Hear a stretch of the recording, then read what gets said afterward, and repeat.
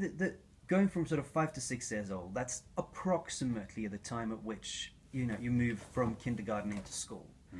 It varies a little bit in different countries, but it's around that age. And it sounds to me that there is a change that happens in a human being at that age, that a kind of turning point in terms of being more mature. Are there any other sort of turning points like that you're aware of? In Norway, you switch from primary school to secondary school between the age of sort of 12 or 13. Is there a similar shift that happens at that age? Yeah, well, you have shifts all the way through. I mean, it's all about being the oldest or the youngest. Like, if you're 5 years old in a kindergarten, you'll be the oldest, king of the hill. Whereas when you commence, when you start at school, you'll be the youngest again, at the bottom of the pecking order. And yet again, towards the end of the 7th grade, you'll be the oldest again. But so, I mean, they have so many phases where they try to be mature or forget themselves and are immature.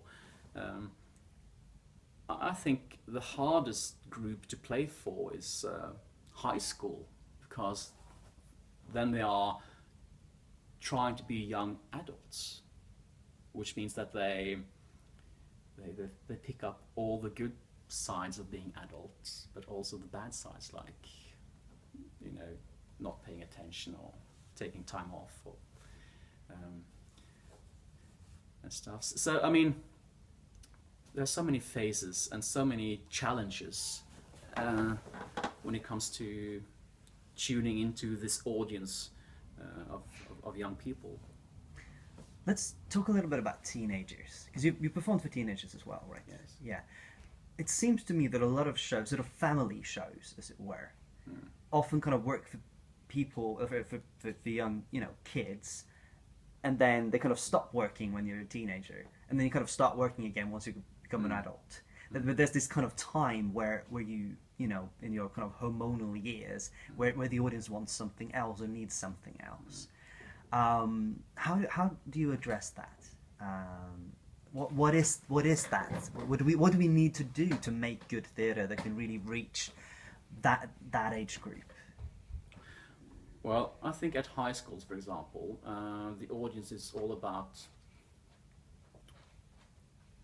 maintaining an image, being cool, being successful, being grown up, not showing vulnerability, and it's all about the school they're at or the dynamics of the group. There's so many levels of different images going on, but what about when you move up to kind of 16, 17, 18? Well, the thing is, my point is, I've experienced a few times small places. I mean, we've had a show for age 6 till 10, and we're going to do this show for 10 children, maybe 12, and then the headmaster will say that, well, may I ask, we have some kids in the kindergarten, they're like 4 and 5. Could they come and watch as well? It's only about 4 or 5 kids, and we'll say, okay, sure, bring them on. And then they'll say, and also we have 6 pupils, age 11 till 14. Yeah, bring them on. And the neighbor and the aunt, and teenager and janitor, So all of a sudden we have an audience of 60 people, aged from 4 till 60, and it's so fun, so great, and it's like everybody blends into this one great enthusiastic audience, and there's something for everyone, different levels. I mean, they pick up on different things, and it's like the teenagers take responsibility for the younger children. So in that sense, they become great audiences, a great audience. I mean, but playing for a pure teenage audience, it's much more challenging. It can work, but there's so much more at stake in the audience, you know, which is about appearance. Do you have to be more shocking, more grotesque, more sexual, more? I mean, do you need to kind of push boundaries more to reach a teenage audience, or do the stakes just need to be higher in the story? Does it need to be life and death for them to engage? No. I think what's important is that I, as a mid-40-year-old actor, don't try to be a teenager.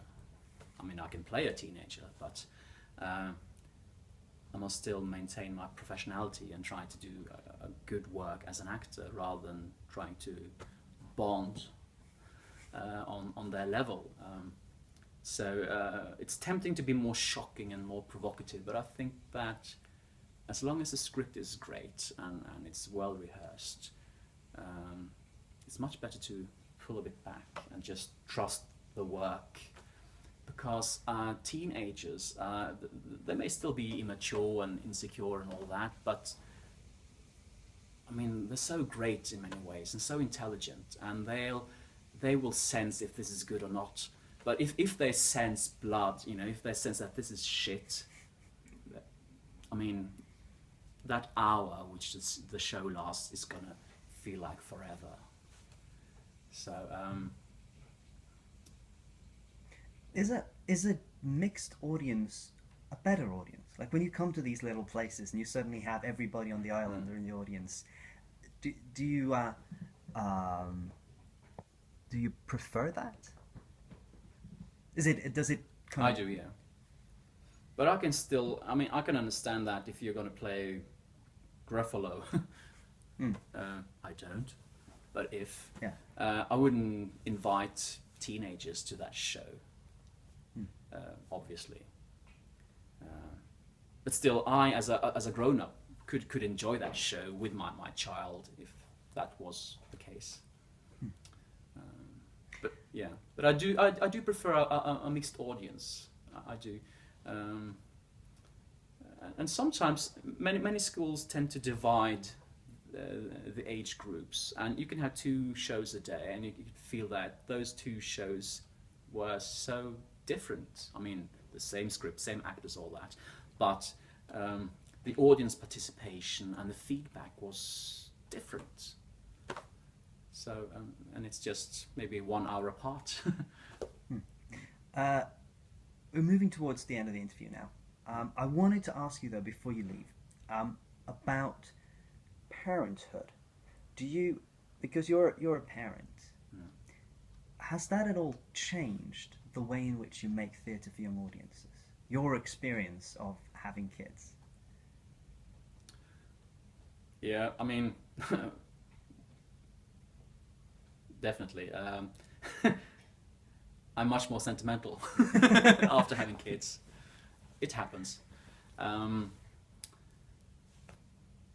But the most important thing is that I feel that a great children's show should also be great for me as a grown-up. It's like when I read the books by Astrid Lindgren, for example. I mean, they are so-called children's books, but I, as a grown-up, love them. Well written, great stories, moving, touching, important. I mean, it's larger than life. And I think that I do know that if I can engage the grown-ups as well as the kids, that makes the audience better. It's like if we play at a school and the teachers are not engaged, you know, if they just sit like this and just wait for time to pass, or you know, if they are bored, that affects the kids as well, and the show doesn't work that well. So I think it's important to engage the grown-ups as well.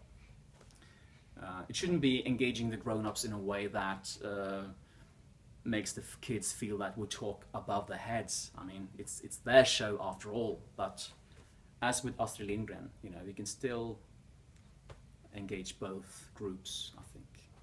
So it's not about chucking in lewd jokes and innuendos. Oh no, that's terrible. Shouldn't do that. No. Very, very last question. If you were going to mentor a young playwright who is just about to start writing their first script for a young audience, what would be your first and most central advice? Well, it would be, don't do this because of the money or because you think it's easier, but because you love doing this work. And it's not easier work, it's just different. But it's very rewarding. And you need to be bold and just go out there and fail better and do it again until you succeed. Wonderful. Thank you so much, Peder. It was a pleasure to have you here. Thank you so much. Thanks.